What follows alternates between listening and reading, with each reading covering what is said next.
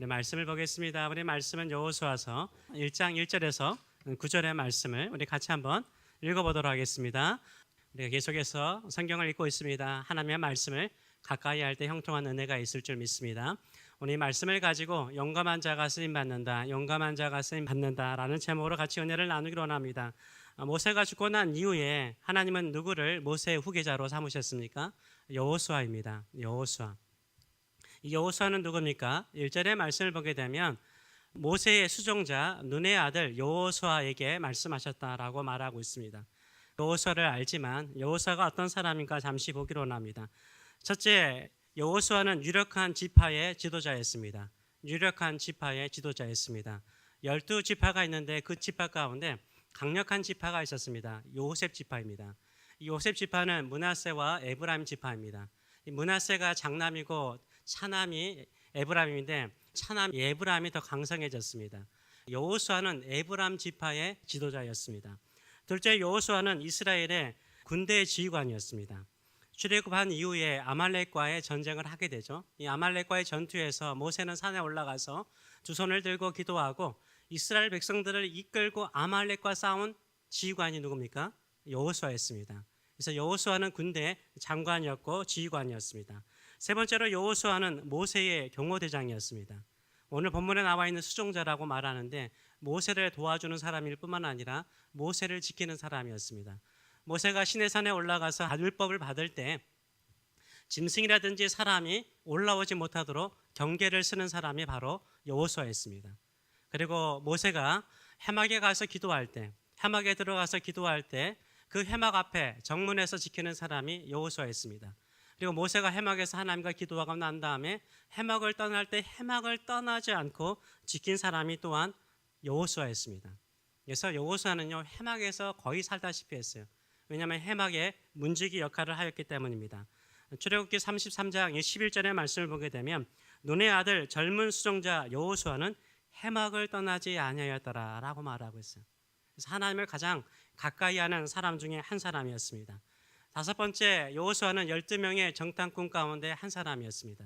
지도적인 역할을 하는 공사를 뽑았는데 에브라임 지파를 대표하여서 여호수아가 정탐꾼으로 가게 되죠. 돌아와서 어떻게 보고합니까? 갈렙과 함께 믿음의 고백을 합니다. 하나님께 충실하게 고백하는 믿음의 사람인 것을 보여주고 있습니다. 여섯 번째로 여호수아는요 모세의 후계자가 됩니다. 모세가 죽게 되니까 하나님께서 누구를 세우십니까? 이 모세를 도와주었던 수종자였던 여호수아를 모세의 후계자로 삼습니다. 후계자로 삼을 뿐만 아니라 일곱 번째 여호수아를 가나안 땅 정복하는 지도자로 삼고 있는 것을 볼 수 있습니다.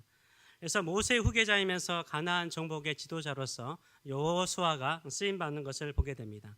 쓰임받고 세워진 이 여호수아를 향해서 하나님께서 명령하신 것이 무엇입니까? 2절의 말씀을 보게 되면 이렇게 명령하십니다. 내 종 모세가 죽었으니 이제 너는 이 모든 백성과 더불어 일어나. 첫 번째 명령이 무엇입니까? 여호수아 너는 이 요단강 동편에 있는 이스라엘 모든 백성들과 더불어서 일어나라 라고 말씀하고 있어요. 일어나라 라고 말하고 있습니다. 아직 약속의 땅에 오지 않았기 때문에 일어나서 건너가라 두 번째로 말하는데 요단강을 건너가라 라고 말하고 있습니다. 행동하라 라고 말하고 있는데 요단강을 건너가라 라고 말하고 있어요. 역사적으로 줄리어스 시저라고 그러죠. 줄리어스 시저가 언론의 명령을 어기고 루비콘 강을 건너서 로마로 군대를 회전해서 데려옵니다. 그때 루비콘 강을 건널 때 뭐라고 말합니까? 주사위는 던져졌다라는 말을 하죠. 이 요단강을 건너는 것은 주사위를 던지는 것입니다. 가서 죽든지 살든지 두 가지 하나입니다. 살아서 거기에서 정착하든지 다 죽든지 한 가지 방법밖에 없는 것입니다. 그런 심령을 가지고 두 번째로 요단강을 건너가라 라고 명령하십니다. 세 번째는 뭐라고 명령하십니까? 내가 그들 곧 이스라엘 자손에게 주는 그 땅으로 가라라고 말하고 있어요. 약속의 땅을 향하여 가라라고 명령하고 있습니다. 지금 여호수아와 이스라엘 지파는요 요단강 동편에 있습니다. 근데 요단강 동편의 땅들을 정복을 했어요. 정착한 땅이 있었습니다. 두 지파 반이 gad과 르우벤과 므낫세 반지파가 성과 그 들판을 다 차지하고 있었어요. 그러니까 정착을 하려고 하면 요단강 동편에서 정착을 할 수 있었어요. 근데 하나님께서는 거기가 약속의 땅이 아니라는 거예요. 아브라함과 이삭과 야곱에게 약속한 땅은 요단강 서편이라는 거, 가나안 땅이라고 말하는 거죠. 그 땅, 약속의 땅을 향해 가라라고 명령하는 것을 볼 수 있습니다. 한마디로 말해서 이스라엘 백성의 총 대장되는 여호수아를 향하여서 하나님께서 한마디로 외치는 것입니다. 뭡니까? 진군을 외치신 거예요. 진군하라는 거예요. 진군하라라고 명령하고 계십니다. 진군하면 하나님께서 두 가지를 약속하십니다. 첫째는 뭡니까? 하나님께서 반드시 승리케 하겠다. 승리의 약속을 주시고요. 두 번째는 하나님께서 함께 하시겠다라고 약속을 하고 계십니다. 3절에서 5절의 말씀을 보게 되면 이렇게 말하죠. 내가 모세에게 말한 바와 같이 너희 발바닥으로 밟는 곳은 모두 내가 너희에게 주었느니, 주었기 때문에 주시겠다라고 말씀하고, 약속하셨기 때문에 그 약속을 내가 성취하시겠다라고 말씀하고 있습니다. 4절의 말씀을 보게 되면 곧 광야와 이 레바논에서부터 큰 강 곧 유브라테스 강까지고 해 족속의 온 땅과 또 해지는 쪽 대에 이 지중해를 말합니다. 지중해까지 너희의 영토가 되겠다라고 하나님께서 확실하게 그들이 차지할 땅의 영역을 말씀해 주고 있습니다. 5절의 말씀을 보게 되면 이렇게 약속하고 있습니다. 네 평생에 너를 능히 대적할 자가 없다라고 말하고 있어요. 반드시 여호수아가 승리할 것이라고 말하는데, 승리하는 그 이유가 무엇입니까? 내가 모세와 함께 있었던 것 같이 너와 함께 있을 것입니다. 내가 너를 떠나지 아니하고 버리지 아니하리라라고 말씀하고 있어요. 하나님께서 함께 하신다라고 약속하고 있어요. 승리하는 그 이유가 무엇입니까? 하나님께서 떠나지 않고 함께 하시겠다라고 말씀하세요. 이것이 하나님의 약속인 것입니다. 우리 약속의 땅을 향해 나가고 있습니까? 하나님께서 반드시 함께 하실 줄 믿습니다. 반드시 승리케 하여 주실 줄 믿습니다. 그러면서 우리 하나님께서요, 여호수아에게 개인적으로 명령하십니다. 그 명령이 무엇입니까? 바로 강하고 담대하라 라고 말씀하세요. 강하고 담대하라, 여호수아에게 강하고 담대하라 라는 말을 3번이나 해요. 강하고 담대하라 3번이라 말씀하세요. 똑같이 말씀하지 않으세요. 6절의 말씀을 보게 되면 강하고 담대하라 라고 말씀하세요. Be strong, courageous 라고 말하고 있어요. 7절의 말씀을 보게 되면 이렇게 말하죠. 오직 강하고 극히 담대하라 라고 말하고 있어요. Be strong and very courageous 라고 말하고 있어요. very라는 단어를 쓰면서 강조를 하고 있어요. 더 강해져라, 더 담대해져라, 네 심장을 강하게 하라 라고 말씀하고 있어요. 세 번째로 말씀하시는데요, 9절의 말씀을 보게 되면 이렇게 말하죠. 내가 내게 명령한 것이 아니냐, 강하고 담대하라, 두려워하지 말며 놀라지 말라라고 말하고 있어요. 두려워하지 말고 놀라지 말라, 강하고 담대하라, 내가 너에게 명령한다 라고 말씀하세요. 여호수아에게 가장 필요한 것은 무엇입니까? 마음을 강하게 하고 담대하는 것이요. 약속의 땅에 가서 정복할 수 있는 강한 용사가 되고 지도자가 되기 위해서는요, 필요한 게 뭡니까? 강하고 담대하라라고 말씀하세요. 하나님께서 여호수아에게 말하기를 내가 너에게 강함을 준다, 용기를 준다 말씀하지 않아요. 네 마음을 네 스스로 강하게 하고 담대하라라고 말씀하고 계신 것을 볼 수 있어요. 왜 그럴까요? 왜 여호수아에게 강하고 담대하라고 이렇게 3번을 점증적인 방법으로 강조하시면서 말씀하실까요? 비록 여호수아는요, 이스라엘 지도자가 되었고 모세 후계자가 되었으면 나이가요 어때요? 80세가 되었어요. 나이가 80세가 되었고 그의 마음이 많이 약해졌던 것으로 보입니다. 비록 아말렉과의 전투에서 승리하였고요, 또 요단강 동편에서 두 민족과 전쟁에서 승리하는 모습을 보았어요. 그런데 모세가 없어요. 항상 종으로서 모세를 따르고 수종 들었는데 이제 내가 리더로서 나가야 되는 거예요. 내가 책임지고 나가야 되는 거예요. 마음에 약함이 있었던 것 같아요. 이 약한 이 여호수아를 향해서 하나님께서 어떻게 하세요? 강하고 담대하라라고 3번 말씀하세요. 이게 여호수아의 마음속에 두려움이 있었던 것 같아요. 두려움이 있었던 것 같아요. 왜 그렇죠? 요단강 동편하고 이 팔레스타인 땅, 이 가나안 땅은 완전히 차원이 달라요. 우리가 신명기를 읽었다시피요, 거기에는 여러 나라가 있어요. 여러 왕들이 있어요. 정복했던 연합군 이야기할 때 31 왕의 일을 나열하잖아요. 그거는 중부 지역의 왕들만 말하는 거예요. 북쪽에 있는 왕들도 얼마나 많은지 몰라요. 차원이 다른 전쟁이에요. 연합해서 여호수아와 이스라엘을 공격하니까 마음속에 두려움이 있었던 것 같아요. 내가 정말 할 수 있을까? 모세가 없는데 내가 할 수 있을까? 이런 두려움이 있었는데 하나님께서 강하고 담대하라 3번 강조하면서 말씀하시는 것을 볼 수 있어요. 이 여호수아가 이렇게 마음이 약해졌다는 것을 우리가 알 수 있는 것은요, 가나안 땅에 들어가서요, 여리고성을 점령하고 난 다음에 아이성을 점령할 때요, 3천 명을 먼저 보냅니다. 근데 작은 성이라고 생각하고 3천 명을 보냈는데 전쟁에서 어떻게 됩니까? 져버립니다. 지고 와서 생각해 보니까 이렇게 작은 성 하나 이스라엘 백성들이 정복하지 못하면 가나안 땅에 있는 민족들이 연합해서 공격해 오면 몰살당할 것이라는 두려움이 여호수아뿐만 아니라 모든 백성들의 마음속에 있었어요. 그래서 이 여호수아가 하나님께 기도할 때 어떻게 기도하냐면 여호수아서 7장 7절을 보게 되면 이렇게 기도합니다. 이르되 슬프도소이다 주 여호와여 어찌하여 이 백성을 인도하여 요단을 건너게 하시고 우리로 아모리 사람의 손에 넘겨 멸망시키려 하시나이까. 우리가 요단 저쪽을 만족하게 여겨 거주하였다면 좋을 뻔하였나이다 라고 기도해요. 여호수아가 이 기도를 한다니까요. 여호수아가 뭐래요?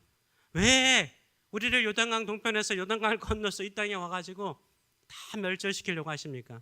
모두 다 데려왔는데, 양떼도 데려오고 우리 자식들 데려왔는데 왜 이곳에서 우리를 진멸시키려고 하십니까? 라고 하나님께 말하고 있어요. 오히려 우리가 요단강 동편에 있었으면 더 좋았을 것 같습니다 라고 말하는 모습을 보여주고 있어요. 이 모습은 누구의 모습이죠? 출애굽한 이스라엘 백성들의 모습 아니었어요?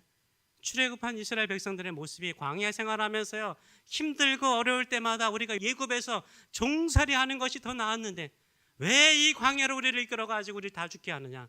이게 누구의 모습이었어요? 바로 출애굽했던 광야 생활했던 이스라엘 모습인데, 여호수아가요 가나안 땅에 들어가서 하나님께 이렇게 화성하고 있는 모습을 보여주고 있어요. 그의 마음이 연약하고 약했다라는 것을 우리가 충분히 짐작할 수 있습니다.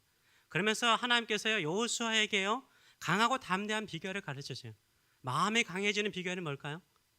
우리의 마음이 담대해지는 비결이 뭘까요? 성경에서 말하는 마음이 강해지고 담대해지는 비결은 뭘까요?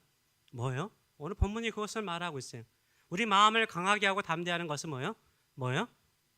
7절의 말씀 보게 되면 다시 오직 강하고 극히 담대하여 나의 종 모세가 내게 명령한 그 율법을 뭐하라고요? 다 지켜 행하라 라고 말하고 있어요. 마음이 강하게 하는 방법은요, 하나님의 말씀을 묵상하고 지키는 거예요. 우로나 좌로나 치우치지 말라. 그리하면 어디로 가는지 네가 형통하라는 거예요. 말씀대로 살면 형통한다는 거예요. 말씀대로 살면 강하고 담대해져서 형통한 길을 갈 거라고 말하고 있어요. 8절의 말씀을 보게 되면 이 율법책을 네 입에서 떠나지 말게 하며 주야로 그것을 묵상하여 그 안에 기록한 대로 다 지켜 행하면 형통할 것이라고 주께서 말씀하고 있어요. 근데 여러분들 알다시피요, 입에 두라고 말하잖아요. 이 율법책은 모세의 오경을 말하죠. 여호수아에게 율법책은 요 모세 오경을 말하는 거예요. 이 모세 오경을 달달 너의 입에 뭐 하라고요? 입에 둔다는 것은 암송하는 거예요. 그래서 유대인들 해당해서 하는 거 보세요. 행동 보세요. 계속해서 입이 움직여요. 왜요? 계속해서 율법을 암송하고 있어요. 율법을 계속해서 암송하는 것을 볼 수 있어요. 암송하듯이 읽는 거죠. 우리가 성경을 왜 녹음해서 읽습니까? 읽어야 돼요. 내 귀에 들려야만이 우리의 마음을 강하게 만들어주기 때문인 거죠. 그리고 난 다음에 그 말씀을 주야로 묵상하라는 거예요. 그 말씀을 묵상하면 마음에 채워지는 거죠. 마음의 양식이 되는 거예요. 양식이 되면 우리에게 에너지가 되는 거예요. 행동할 수 있는, 좌우로 치우치지 않고 말씀에 순종할 수 있는 에너지가 되는 줄 믿습니다. 아멘. 그래서 말씀이요 우리를 강하게 만드는 거예요. 한번 생각을 해보세요. 여호수아가요 모세가 쓴 모세오경 창세기를 읽으면서 어떤 마음이 들까요? 하나님께서 천지의 모든 만물을 창조하셨어요. 무에서 아무것도 없는 곳에서 유를 창조하셨어요. 생명을 창조하셨어요. 하나님을 거역하는 자들 다 죽이셨어요. 홍수로 죽이셨어요. 아브라함을 부르셨어요. 약하고 연약한 90세의 사라가 어떻게 아이들을 낳아요? 기적으로 낳게 하세요. 연약한 이삭을 하나님께서 돌봐주세요. 야곱, 그렇게 파란만장한 인생, 자기 꾀로 살고 있는 야곱의 인생을 읽을 때마다 이스라엘 백성들의 모습과 똑같은데 하나님이 축복하시는 거예요. 함께 하시고 약속한 대로 이루시는 거예요. 요셉에게 함께 하시는 그 역사를 보는 거예요. 그러면서 마음에 어떤 것이 생기죠? 용기가 생기죠. 연약하고 나약한 믿음의 사람들도 믿음으로 사니까 하나님께서 보호하시고 지키시는 모습을 보게 되는 거죠. 출애굽기도 마찬가지죠. 출애굽기 400년 동안 노예 생활했는데 하나님께서 10가지 재앙으로 애굽을 치시고 자신들을 구원하시고 광야에서 먹이시고 입히시고 부족함이 없도록 채우시는 하나님의 스토리를 자신의 귀에 마음에 들리면서 뭐가 생기죠? 용기가 생기는 거죠. 레위기는 넘어가고요. 민수기도 마찬가지죠. 이스라엘 백성들은 얼마나 많이 타락합니까? 완악한 마음을 하나님의 마음을 아프게 합니까? 그때마다 하나님께서 용서하시고 끌어가시잖아요. 끝까지 끌어가시잖아요. 요단강 동편에서 두 민족을 정복할 수 있도록 힘을 주시잖아요. 그러면서 예행 연습을 하신 거죠. 민수기는 예행 연습이요. 가나안 땅에 들어가서 정복하기 전에 훈련한 거예요. 전쟁에서 이기는 법을 훈련받은 거예요. 그 훈련받는 것을 민수기를 통해서 읽는 거예요. 얼마나 많은 용기가 생기겠습니까? 신명기는 모세가 모압 형제에서 3번 설교한 것을 기록한 거잖아요. 모세, 자기가 주인으로 섬겼던 모세가 열정적으로 유언으로 말한 그 메시지, 이 여호수아의 마음에 울려 퍼질 때마다 뭐가 생길까요? 용기가 생기는 거죠. 용기가 생기는 거예요. 우리가 성경 말씀을 읽을 때마다 얼마나 많은 믿음의 선진들의 역사가 기록되어 있습니까? 거기에 역사하신 하나님의 놀라우신 일들이 기록되어 있잖아요. 그래서요, 성경을 읽으면 용기가 생겨요. 성경을 읽으면 하나님의 살아계심을 알게 되는 줄 믿습니다. 하나님의 전능하심을 알게 되는 줄 믿습니다. 그래서요, 성경을 읽는 사람은요, 용기가 생겨요. 그 말씀을 마음에 두는 사람은요, 힘이 생기는 줄 믿습니다. 이런 마음을 가지고 성경을 읽어 나가시는 저와 여러분 되시길 축원합니다. 그래서 한마디로 말해서요, 성경은 찬양도 하다시피 하나님의 일하심이에요. 하나님의 일하심이에요. 근데 누구를 통해서 일하세요? 믿음의 사람들을 통해서 일하세요. 믿음의 사람들을 통해서 일하세요. 믿음의 사람을 통해서 일하세요. 그래서 성경 말씀은 한마디로 말해서 격려의 메시지예요. 응원의 메시지. 응원. 믿음으로 살아라. 하나님 의지하며 살아라. 하나님만 바라보고 살아라. 아브라함을 이렇게 하나님이 축복하셨다. 이삭을 이렇게 축복하셨다. 출애굽에서 하나님께서 역사하셨다. 계속해서 뭐 하는 거예요? 응원하는 거예요. 응원. 응원하는 거예요. 스포츠 좋아하시는 분도 계시겠지만요, 스포츠 뭐 축구라든가 농구라든가 스포츠 경기할 때요, 보통 경기할 때 홈 경기가 있고 어웨이 경기가 있는 거 아시죠? 홈 경기가 있고 어웨이 경기가 있어요. 어디에서 경기할 때 많이 이기죠? 홈 경기할 때 많이 이겨요. 왜 그렇죠? 홈 경기하면요, 관중들이 대부분이 어떤 사람들이요? 다 홈팀을 응원하는 사람들이잖아요. 홈팀을 응원하기 때문에 용기가 나요. 힘이 나요. 그래서요, 생각보다 더 잘 싸워요. 응원 때문에 용기를 갖거든요. 2002년도 한일 월드컵 때 한국이 4강까지 올라갔잖아요. 뭐 때문에 올라간 것 같아요? 하나님의 은혜죠. 하나님의 응원도 있지만요, 저는 히든크라고 생각하지 않아요. 저는요, 히든크의 전술이 좋다고 생각하지 않아요. 히든크가 능력이 있으면 어디 가느나 모든 팀들을 다 능력 있게 만들어야 돼요. 좋은 팀을 만들어야 돼요. 히든크 그 이후에 잘된 거 제가 못 봤어요. 선수들이 능력 많아서요? 아니요. 선수들의 실력이 좋았으면요, 그 다음 월드컵 때 그래도 16강이든 8강까지 올라가야 될 거 아니에요. 실력이요? 실력 아니었어요. 저는 실력 아니었다고 생각을 해요. 뭐였어요? 국민들의 응원이었어요. 홈그라운드에서 게임했잖아요. 국민들의 응원이었죠. 여러분들 다 기억할 거예요. 저는 한국에서 목동에서 사역할 텐데요, 심지어 저희 교회도요, 경기할 때 온 동네 사람들이 다 모였어요. 온 동네 사람들이 예배당에 다 모여가지고 서로 응원했어요. 이 응원이 얼마나 뜨거웠습니까? 응원이 있기 때문에요, 선수들이 경기장 안에나 밖에서 국민들이 응원하니까 그 응원의 힘을 덧입어서 후반전에 가도 연장전에 가도 골을 넣을 수 있었던 거죠. 이게 얼마나 큰 힘이 되는지 몰라요. 마찬가지예요. 성경을 뭘 기록하고 있는 거죠? 하나님의 일하심을 보여주는데요, 믿음으로 사는 사람들이 이렇게 승리했다라고 말하면서 뭘 하는 거예요? 우리를 응원하는 거예요. 기도하는 사람들에게 끝까지 기도해라. 한나처럼 끝까지 기도해라. 하나님께서 역사하시는데 단순하게 그냥 아들 하나 주는 것이 아니라 그 아들 사무엘을 통해서 이스라엘 민족을 새롭게 하는 놀라운 역사를 이루는 것을 보여주는 거예요. 룻기에 나와 있는 것도 나아미가 돌아왔잖아요. 그 자신의 품에서 며느리가 낳은 아들을 키우는데 나중에 다윗이 태어나잖아요.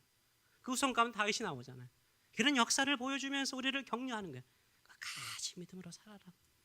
언젠가는 하나님의 뜻을 이루는 귀한 통로가 될 것이라고 응원하고 격려하고 있는 거예요.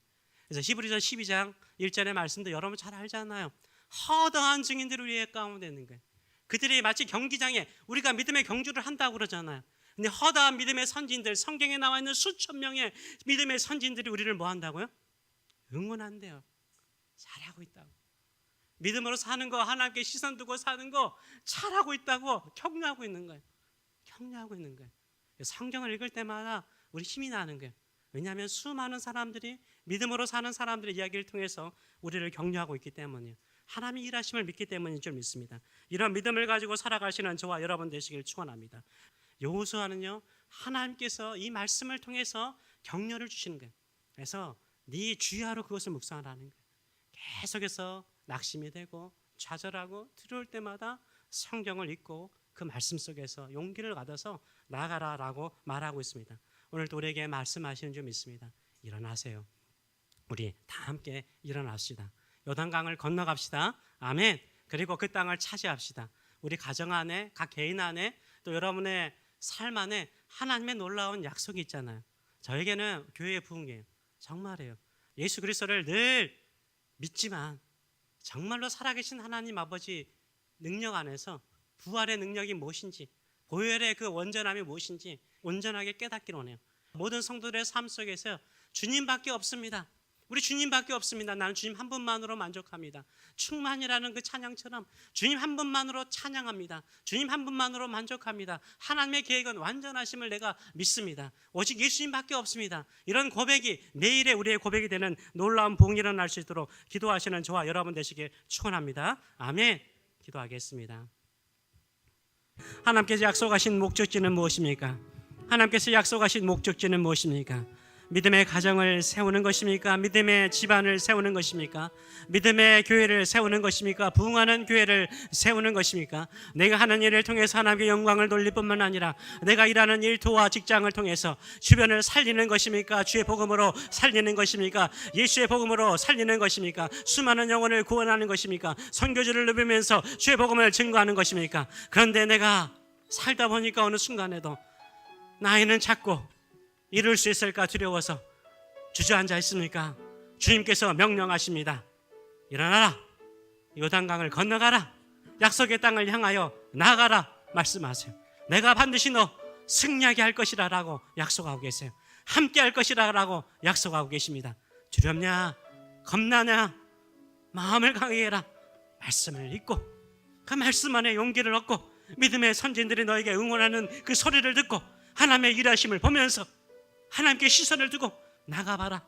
내가 반드시 승리하게 할 것이라 라고 약속하고 있습니다. 이 시간에 같이 한번 기도합시다. 하나님, 일어납니다. 요단강을 건너가기로 원합니다. 요단강 동편에 머무는 인생 되지 않기로 원합니다. 작은 은혜 만족하는 인생 되지 않기로 원합니다. 하나님이 약속하신 그 뜻 이루소서. 나에게 보여주신 그 꿈 이루어 주시옵소서. 그 비전 이루어 주시옵소서. 그것을 향하여 달려가는 저의 삶들 되게 하여 주시옵소서. 마음을 강하게 하도록 늘 말씀을 가까이 하는 말씀의 사람 되게 하여 주시옵소서. 이런 심령을 가지고 한번 기도하겠습니다.